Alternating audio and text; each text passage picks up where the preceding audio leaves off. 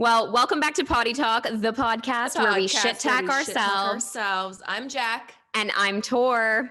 And we've got Maram here. Jazz hands for you. Jazz We're hands. just going to hop right into it. It's been so good to have these Zoom podcasts kind of back and rolling because we can connect with people who are not within the same proximity, aka Maram. She's in California, but you didn't always start out in California. So I kind of want to dive into what you do, who you are, and just kind of how we've met through the industry, because she is a beauty mogul and has been through so many different working with brands that we love. But right now you're with Haus Labs. Can you start us off and tell us a little bit about yourself and what you do?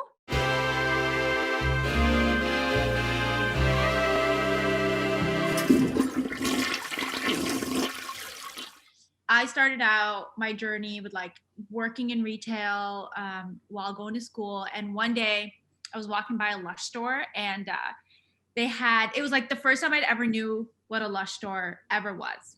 Things like in the window, it was at White Oaks Mall in London, Ontario.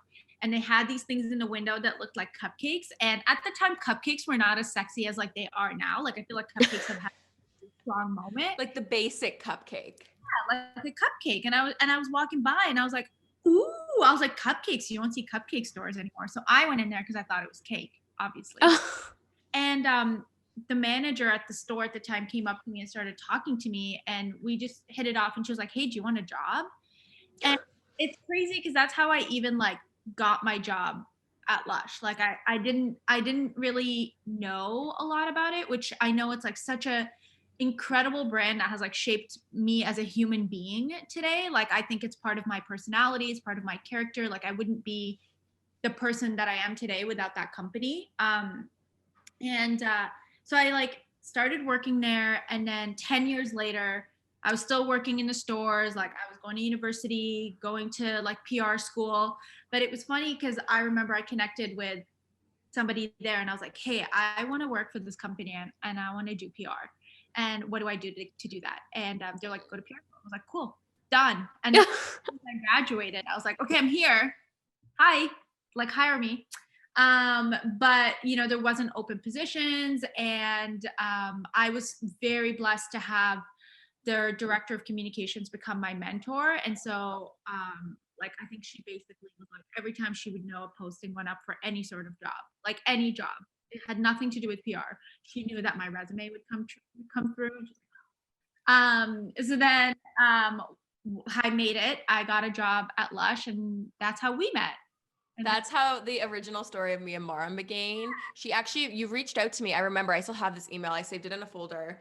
Aww. And you had messaged me. It would have been back in 2015, I think. I had just kind of started my YouTube channel maybe 6 months prior, and I was posting some Lush hauls, and you had reached out and you're like, hey, actually, no, you know what it was? I went to New York and I went to the Lush spa there, I think. And you said, hey, I saw your Lush spa video. I'd love to like send you some product and like talk about Lush and just like chat with you and introduce myself kind of thing. Wow. And at the time I had just finished makeup school. And when I was in makeup school, I was working at Lush in the Eaton Center and just living that retail life.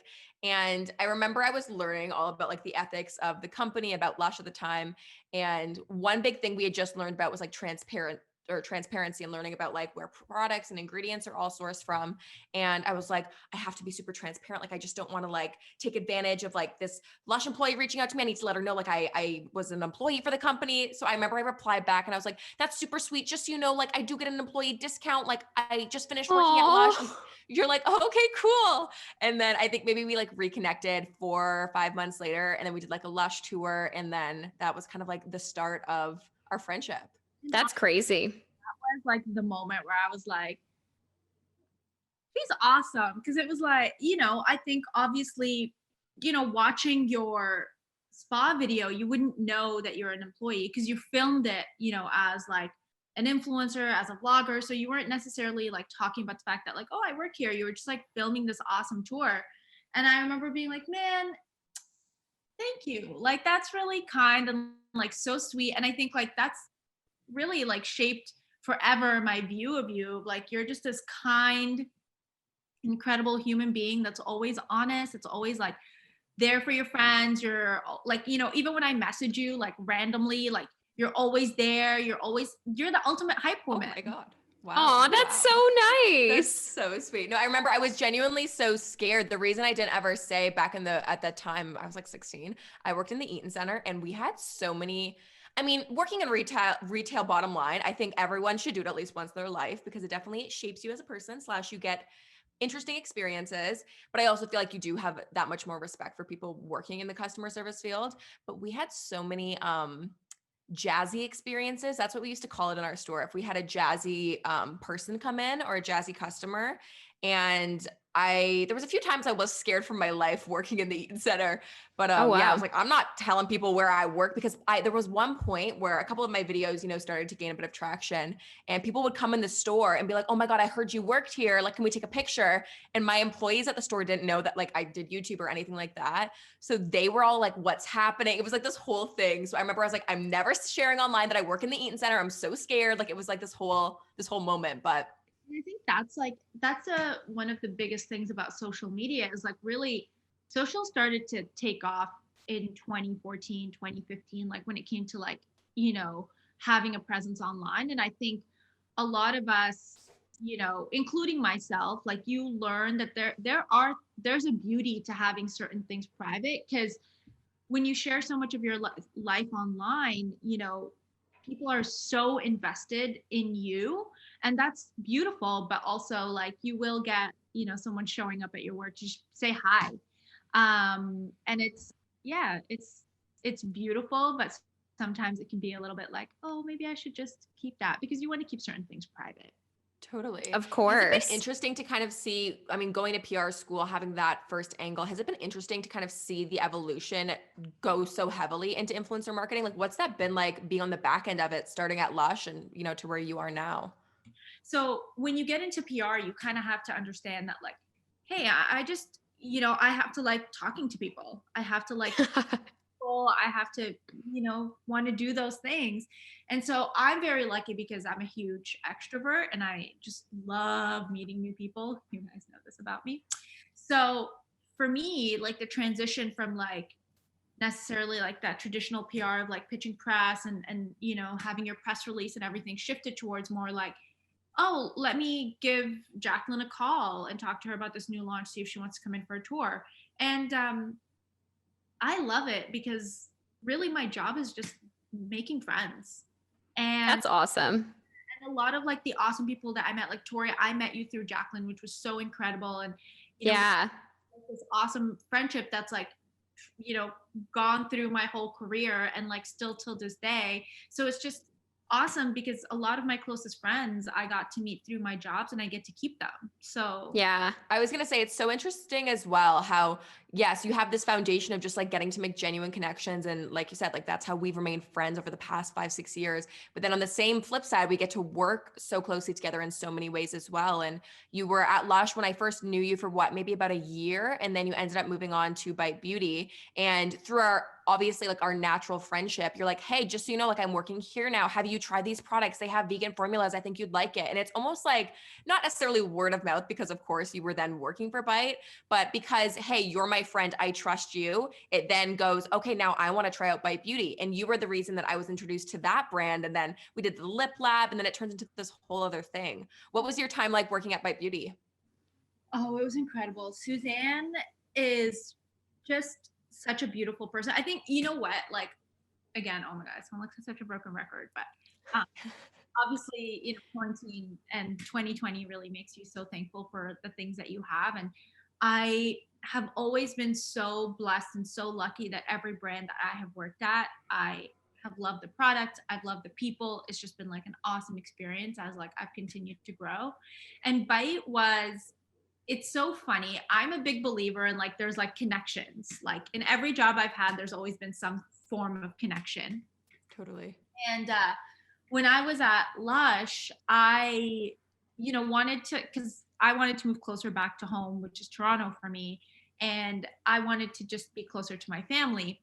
And Bite was one of the first brands I ever purchased on a work. So actually, it wasn't one of the first brands. It was the first brand that I purchased. So it was my first work trip ever, like as like this adult, like, ooh, cool girl. And I was traveling with Lush, and I went to our New York PR office at the time, and it was my first trip ever. It's my first trip to New York, and the first thing I did is I went into a Sephora and I bought a Bite lipstick. I still remember that trip because it was obviously such a monumental trip for me. Mm-hmm. I got to spend a lot of time with my mentor, so it's like that trip will forever like mean so much to me. So I still remember that that was the product that I bought. So when I left Lush to go to Bite, I was like, that was my stories. I was like, oh my God, like this is. You like pulled out the lipstick in the interview. You're like, this was the lipstick. I knew it all along. That is so serendipitous. And I feel like when things naturally happen like that in your career, you know you're in the right place because you feel like, oh, there was the part of the universe was already telling me to go in this direction. I was just gonna say what I always find so inspiring about you as well. This is when I get to hype you up. Is that you've always had this like fearlessness about you because you are such a warm person. And it totally makes sense that you're in this like PR world because you are so like pure with just forming genuine connections. But on top of that, you have this like super inspiring fearlessness about knowing when it's your time to try something else, and you kind of do it like with no doubts, it seems like, at least. And I mean, if you have any, you're keeping them inside, but you ended up picking up and going to California and then going to Too Faced, and you just seem to have that timeline so clear in your head of when it's time to move on and when a new opportunity presents itself. How do you know when it's kind of time to move on or like open a new door? So I have this amazing friend called Kara, and one day she told me, and this was like, we were in PR school and I just graduated. And to be honest, like getting into PR after PR school was not an easy transition for me. So like I worked in media monitoring. I worked at a PR agency that focused on finance. And let me tell you, bless their heart, I tried so hard to learn about like RSPs and and like I remember I'm sending out a tweet about this and I don't know what it means. I'm so sorry. That's why there's like nothing easier than working in a field that you love and you enjoy, because constantly learning about beauty products, it's like my passion. So that's like one of the things I've always been lucky about. It's like I don't have to try really hard to understand what a cleanser is doing because I just love learning about cleansers, you know? So it's like, right. I remember the first time when I was visiting the Bite offices, walking through the storage of the products with you was like a dream because your passion shows so much in your job. You were like, welcome, this is just a beautiful location to be. And you're like so excited. And it makes the guests and people learning about the products so excited because like the passion and the love just comes through.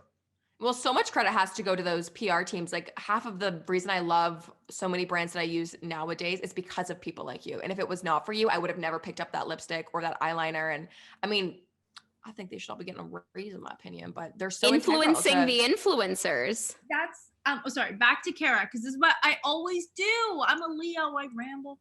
But so Leo energy, you too.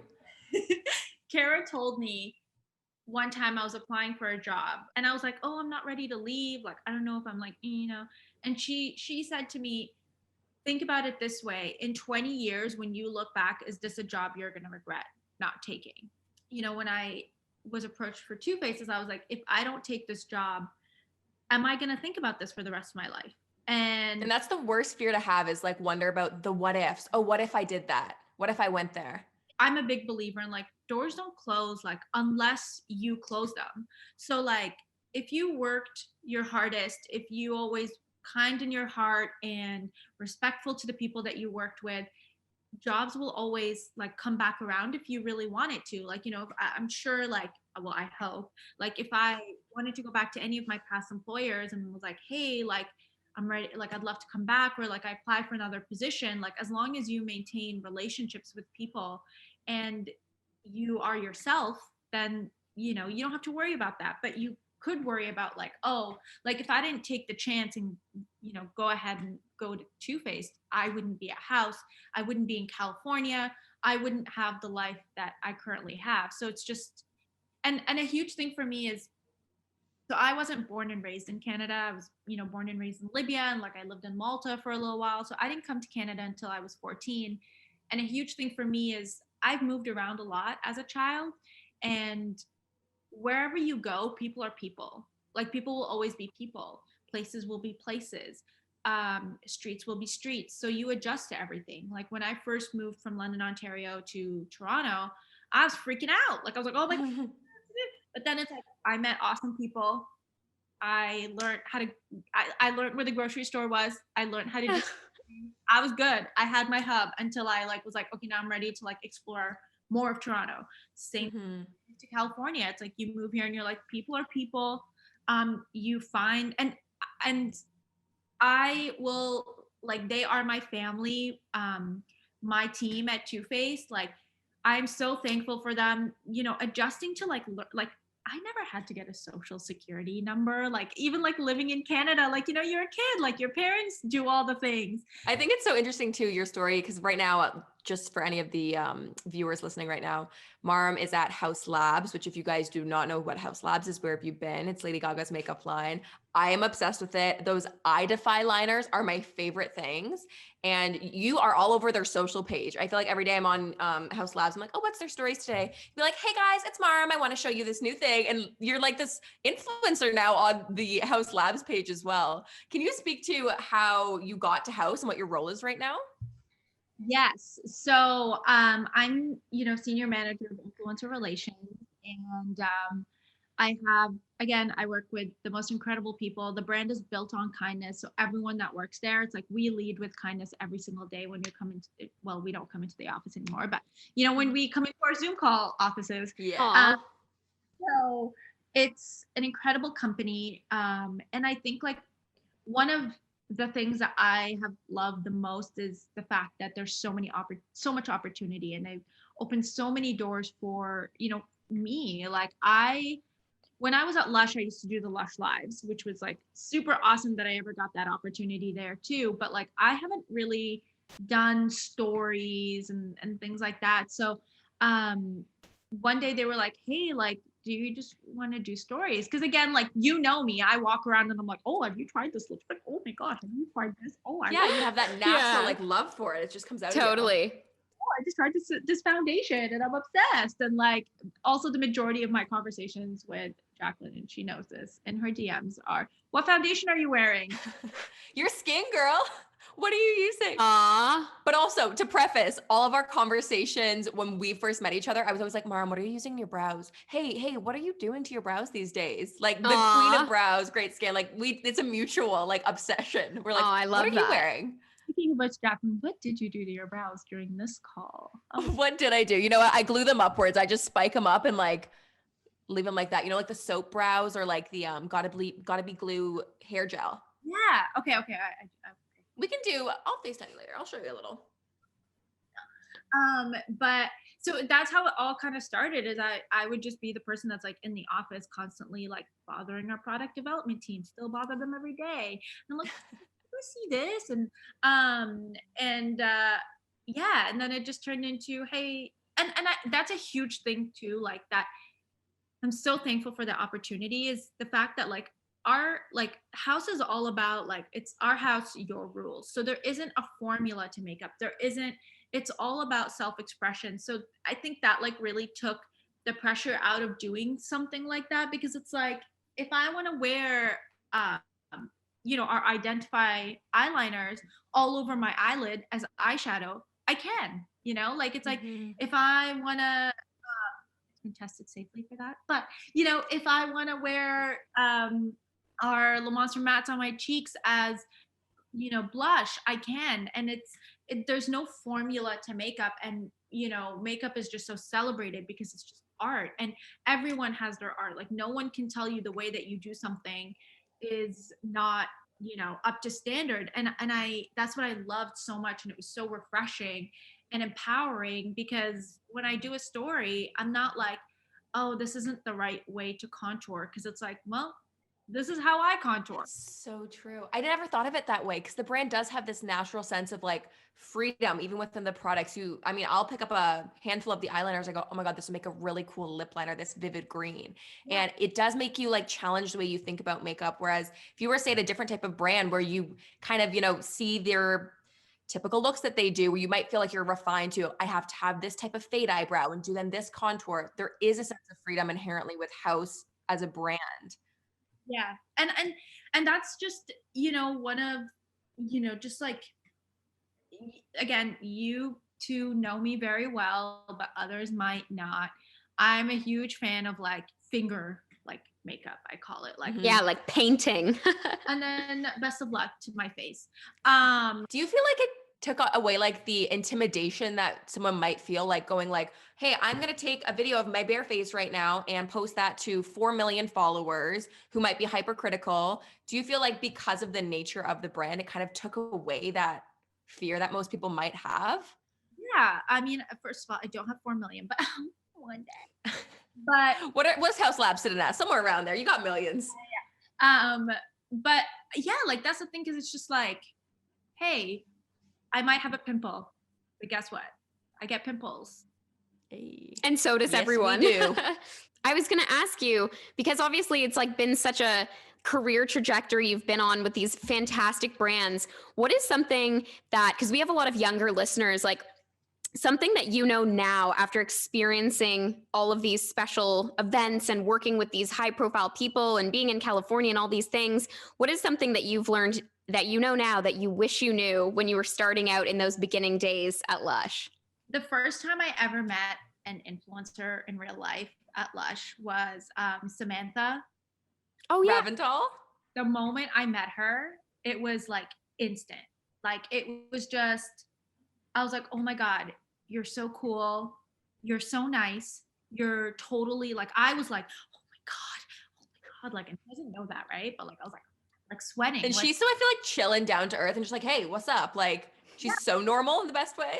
and I was like, I'm pretty sure I had sweat patches before this girl even showed up. Like, I was like, I love that. and I remember I was like waiting for her at the SkyTrain, and she like came down, which is like the subway system in Vancouver. And she like comes off the SkyTrain, and she's like, and I was like, Aww. so I think like my biggest thing is just be yourself. Like I know it's like so, like Instagram quote, but we're all people, we're all human beings, we all want to be treated with respect. We all want to be, shown kindness and appreciated. And I think that's the number one thing I would say is we're, no matter how, when you look at like high profile, like we all still want the same things. We all want to be loved, appreciated, and that's that's beautiful. So just be yourself. Like if you're excited to meet someone, just be like, hey, like thank you so much for being here, like really happy you're here, and just like be yourself, because it's like, It's so true though, because you are the perfect embodiment of that you're not afraid. And actually, I feel like I really took inspiration from that, especially like when I met you, I was like 16, 17, and I felt like in my head, I had to be a certain way. I had to be like maybe like professional or just like refine who I was when I'm a hyper fast talking, excitable 17-year-old who's like going on like a dream factory tour or something. And you were always the embodiment of don't be afraid to be excited. Like be exactly what you're saying. Be yourself and be pure with your genuine emotion. And you still are that way. And it's the truest thing, because there seems to be this weird kind of like, Well, we all started taking ourselves way too seriously, I think. well, yeah, but then also there's this weird kind of societal thing of like, play it cool. And it's like, but why? I want them to know how excited I am to be here. And like, that's also just, again, the purest form of like connection with someone else, when you can just share your raw emotions in that sense. So I definitely think you are the true embodiment of that. And you always at your core have that like excitable passion. So true. And like you're saying, it's what led you to your job where you are now, because people know that about you. You exude it in the best way. and you know what, like I think like something to note, like I wasn't always like this. Like I've grown into the person that I am today. I've made, like I learn from a lot of my mistakes. Like, well, hopefully I learn from all of my mistakes. But, like, it's that's like life. It's like those are just the things. Like I've transitioned into the human being that I am today. And like when I was younger, like obviously, like there were a lot of times where I was afraid to be myself. Like it's kind of like Jaclyn, to like what you're saying. Like I'm loud. I can be annoying to a lot of people, and and like now I'm like, and there were times in my life where I've tried really hard to be like, okay, be calm, be like cool, be don't overwhelm this person, don't and at the end of it, like I have friends that till this day, they'll be like, oh my God, Maram, you're so loud, relax. But my response is, I'm gonna be louder because you know what? You love me. And you know who I am on the inside. You know the person that I'm always trying to be or hoping to be and all that stuff. So it's like, hey, if I'm loud and like you still love me, you're my friend.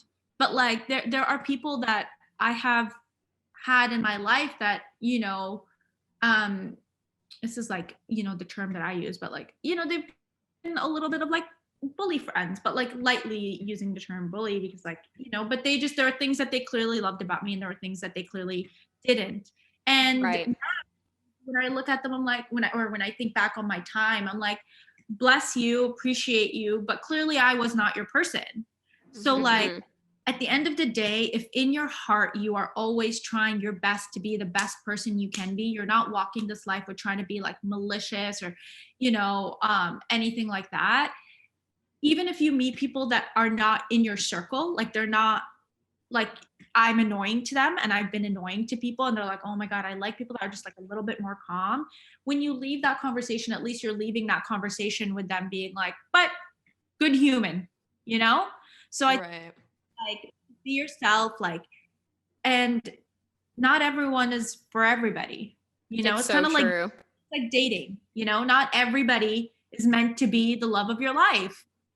You're definitely preaching to the choir because as you know of Jaclyn and I, we are the loudest in every room we go to and enter. But it's true, like we're very aware that some people love us and some people just think we are truly so annoying, but we're okay with that because we love each other and we're like, let's just be louder. Like you have to also find your people that are going to egg you on, but also cheer you on and be your cheerleaders. Well, and on the same point of that, it's like, yeah, I would rather live my life as I am and not dilute my personality for other people and people love me for who I am versus loving me for like a shell of what I've created or something. And it's like that quote that everyone says, it's like, you can be the ripest, juiciest peach, but some people just don't like peaches. And it's like, there's no shade there. It's like, if you just don't like peaches, you don't like peaches, no big deal, move on, onwards and upwards. And you'll find your people, you'll find your work community, you'll find all those people that appreciate those assets that some people might think are, negatives, but it's just not the right group. That's a good takeaway. Like a huge reason why like I've always felt so connected to the two of you is like you're so mature. And a huge part of that I think comes from like the fact, I set an alarm every day to remember to message my mother. Oh, that's so nice. Message her right I need now. to do that. Guys, we will have an intermission. Please text your mothers right now. Oh, that's really cute. But I think like a huge thing is, you guys have grown up, in this space, like in this new space where everyone is like, there's like cancel culture and like all the stuff going on, which is so stressful. And that's why like for me now when I look at it and I look back on like the times where I was around certain people and like, again, that's why I use the term very loosely of like, bully friends, because that was not their intention, but I was trying to change my personality so that they like me. And I've been in relationships like that where I was trying to change my personality so that my man friend would like me more. But yeah, it's such a weight lifted off your shoulders when you're like, yeah, I'm not going to fight with my personality, because time with the people that I really connect with, like the two of you, and I can be loud and cackle. I love to cackle, you both know this, but like, and you're cackling and you're having the time of your life. You're like, man, this is the best. I want to do this all the time. So yeah.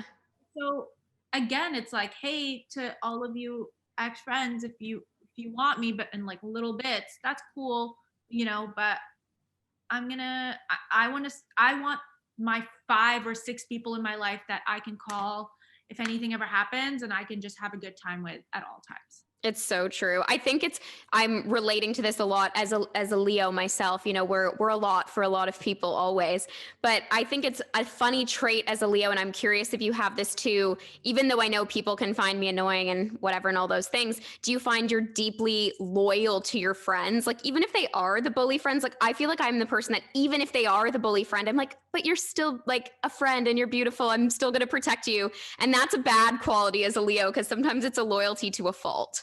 I would say that that's an amazing quality that you have that, because you're still always trying to find the good in people. And I think Leos get such a bad reputation because we're like I know.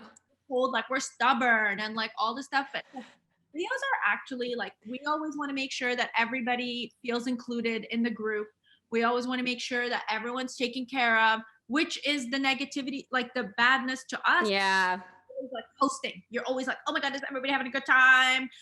But like to you, like, yes, loyalty is very, very, very big for me, but I think it's come with age because I'm older. But I think like a huge thing for me is like I've realized it's like I'm loyal to my core, to the people that are my people, but it's kind of like you have to be protective of your energy. You have to be protective of the people that you allow into your circle, because it's like all of us, you know, your energy is so important.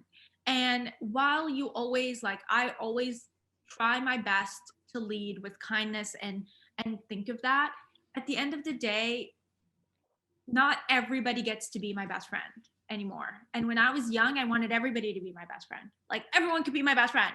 It was such a loose term to throw out. Mm-hmm. I feel like we're at the place where it's like no new friends, question mark. No, for me, it's like, I love making friends, but to become like the person that makes it into that group of 6, like, yeah, that's an exclusivity. It is. I like what you said though about protecting your energy. It's so true. And people can be so free and often so generous with what they give, but you do have to be careful of how that's hurting you. I started looking at a lot of my friends and how much energy you're giving me and how much energy I'm giving back. And it's just because you have to protect your mental health and you have to protect your own state of mind. And those things are important. Like I used to have friends when I was young who would be like, oh, like you got a boyfriend. You always want to spend time with your boyfriend. And it's like, I do because I really like him. And Yeah. it's the beginning stages. And all of you would want to spend as much time with your boyfriends if you could. But like, it's just like now it's like before I used to be like, oh, am I being a friend? Am I being this? Am I being that? And it's like now it's like, maybe I am that friend, but that's me. Leo Queen. Aw, That's the conclusion. Yeah, it's the Leo Queen in you. I love it. Okay, something that I'm actually interested in, you kind of teased it a bit earlier. You were talking about some lows or some moments where you needed to learn a lesson. And this is Poddy Talk after all. We love to shit talk ourselves and share our failures with hopes to inspire people to learn from them. But it also just humanizes us. Like it's so easy to look at you and be like, you've accomplished all these amazing things and you're working for Haus Labs and you're best friends with Lady Gaga, basically. So what is any career lows, whether it's a personal failure or work failure? Do you have any moment where you go, oh, this is rock bottom. How am I going to recover from this? You know, there's just like things that you do every day. And man, like my biggest advice is like accountability. Like accountability, that is like the one quality that I 1000% respect. I think it's needed. And because listen, if you hold yourself accountable to the mistakes that you've done in your life, then it's and like I feel like there's this thing now where like if you try to defend yourself, then it's like you're making excuses. But it's like that's why you just gotta start with accountability of like, hey, I did copy this person on this email that shouldn't have been copied. Or you know what, also like people tell me this all the time. I'm the person that's like, I made a mistake. No one needs to know about it because it's not that big a deal, and I fixed it. And I'll be like, hey, so just so you know, I made this mistake today, and yeah, You're like, we don't care, it's fine. like I fixed it, but I just wanted you to know that I did this. You like over confess. I over confess all the time. That's funny. Like something I'm trying to learn to like not do, because sometimes like literally it's like not a big deal. And I think like that's my biggest thing is like piece of advice is like be accountable to the things that you made a mistake on, because you are then taking your own power back. You can make a mistake, but the number one thing is owning your power and also learning what you did from that. So like if you made an error, it's just be like, hey, real talk, like I did this and this is what happened and this is what I'm going to do to fix it, or this is my suggestion to fix it. And from there, it's like, okay, you came to me with a problem, but you also came to me with a solution. So like, yeah, like that's my biggest thing. It's like I also, one of my biggest faults is like I can't work with someone that is not being accountable. Like in a work situation, like if something happens and I'm like when I was younger, I used to feel like, but they didn't say sorry. It is like a respect thing though, almost too. I feel like I totally understand where you're coming from. There's been so many situations, and if we simplify it, say to like, sure, emails and business emails or something, where it's someone else's problem, they didn't do their job or they forgot, or clearly there was an error on their end. And if they just were to say, hey, so sorry I didn't get back to you. I actually completely forgot about this. It'll be done next Tuesday. That's all I want. I'm not mad that it's not done. Just like, let me know and own up to what's happened. That is half of the thing. And I see it as a respect thing. So I get why you place a lot of value on that. Cause it's like, just let me know. I'm not an unreasonable person. Just let me know. I think it's also like partly Canadian. It's like we say sorry a lot. It's like I feel like sorry is like, oh, excuse me. Yeah. I do it like when I'm walking in the streets here, like I'm like, oh sorry, like, but like I don't need to say sorry. And so it's like also like just looking at a situation and thinking, what role did I play here? And it's even like in friendships, in life, like in a fight that you might be having with your partner. It's like whenever, like the biggest thing is like, and this is why I say Lush is the kind of company that like shaped my personality, because they held so much emphasis on personal growth and like personal development and learning and development. And we had the most incredible team.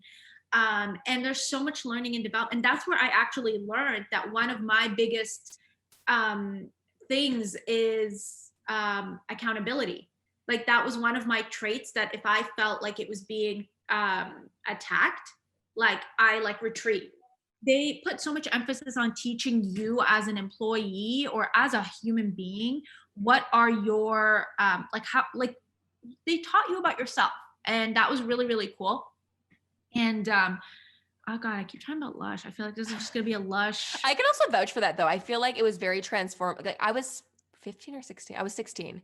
And for me, like that's already such a transformative stage of your life. Like I was literally a child. Yeah. But you're so right. There was so much personal development, and it made me realize different assets that I had, things that I wanted to work on. And it did really reframe my mind. And I feel like kind of set a moral compass on how I wanted to conduct myself in business moving forward. Yeah. And you hit that stage again, like I'll tell you, and it's like, I remember when it happened, but like you hit that stage again when you hit 30.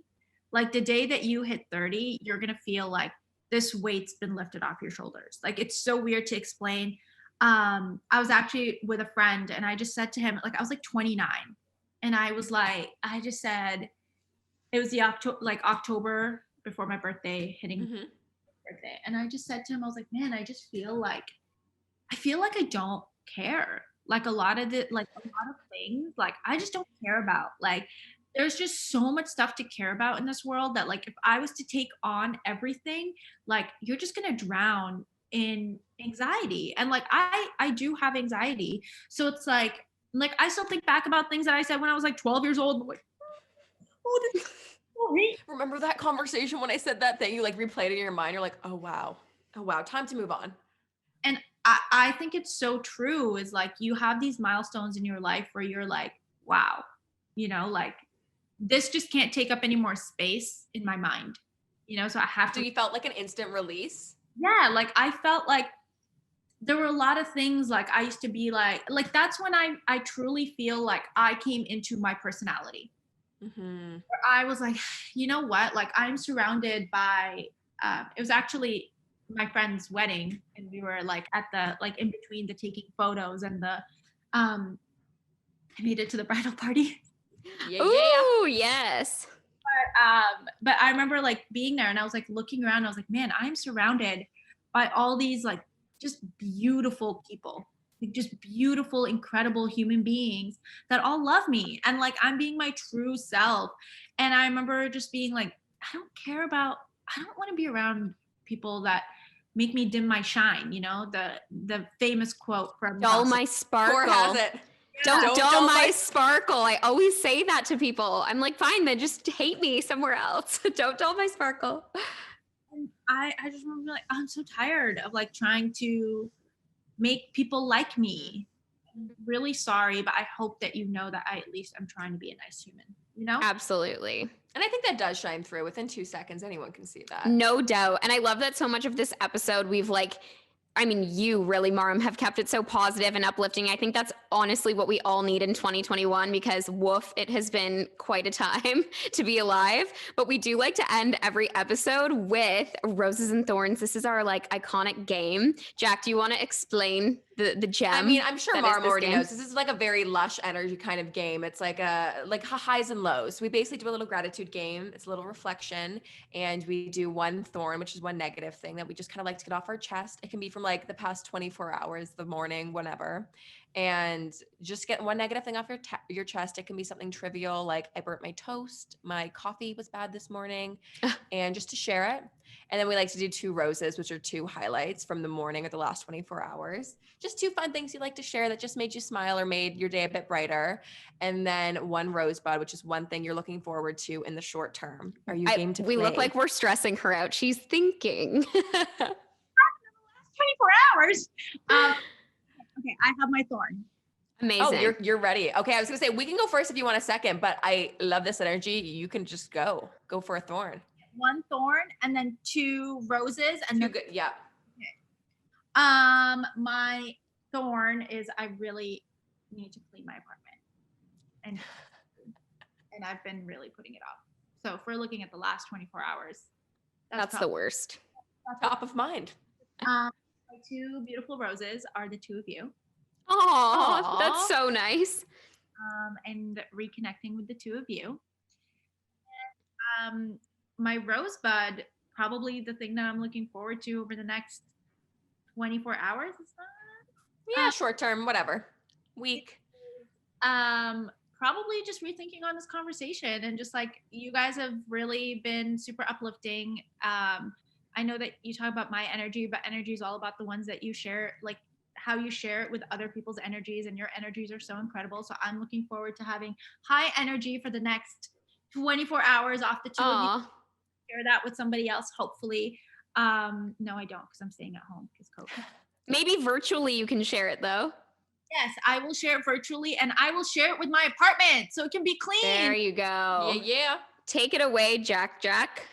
Oh, okay. So a thorn will be, okay, there's just so much construction. It's so loud, and it goes through phases of being better and worse, but it starts at 6 a.m. every day. It's still happening right now, so I hope the podcast can't hear it. So that's just a thorn, just a constant little thorn in my side. A rose is, there's supposed to be no repeats in this game, but I was going to say you're our first guest back in 2021. So I'm going to change it a little bit. The rose is that, yeah, we got to connect virtually and do a little episode with you. It's been honestly so insightful to hear your perspective of things. And I feel like you've had such an incredible journey and story, and you still have your spirit isn't destroyed. So it's nice to hear from that perspective. And I think it'll be really inspiring to people listening as well that maybe are looking to have a career kind of in that field. And then another rose is, I had a really good sleep last night. So just like when you wake up and you're like, I am wide awake, I am well rested, and I'm just like good to go. And then a rosebud, something I'm looking forward to in the short term. You know what? I have a new like pasta recipe that's been on my to-do list. And tonight I think is going to be the night where I just like spend a good chunk of time making dinner and trying out a new recipe. And that just seems fun to me. So I'm looking forward to that. Oh, that's so nice. Okay, my thorn is that I have a bit of a headache today. Sometimes I don't know where they come from. I'm like, is it the weather? Is it something I ate? Like, I just don't know. But anyways, I do feel overall okay. So the headache is not taking over the full energy. Rose is, I know, no repeats, but what I will say is we don't have a lot of people come on the podcast that know so much about the back end of like PR and brands and all the effort and work and kind of the crazy behind the scenes of it all. I think people get so used to like seeing the influencers and seeing, all the content, but they don't realize there are teams of people and brilliant humans behind the scenes elevating that and bringing it to life. And I feel like that's so cool that we got to have you on, Maram, to like speak to that and kind of share your story. Another rose is good hair day. You know, I'm not getting like the frizzy vibes. So I just got to say thank you to the hair gods, because, you know, sometimes it's like crazy and it doesn't go well. So I'm happy about that. And a rosebud, I got a cake delivered to my house last night and I plan to eat that later. Very excited. That is a good rosebud. You know what's so funny? When you were talking about, oh, it's so nice to have someone on that can speak about the back end. And it's so true. I feel like we could actually even have you on for a whole other episode to dive into more stories and experiences, because I know you've just had a plethora. Thank you so much. That was so nice and so fun. And I'm so excited for everyone to listen to this episode. This has been an episode of Poddy Talk, the podcast. The podcast where we shit talk ourselves. I'm Jack. And I'm Tor.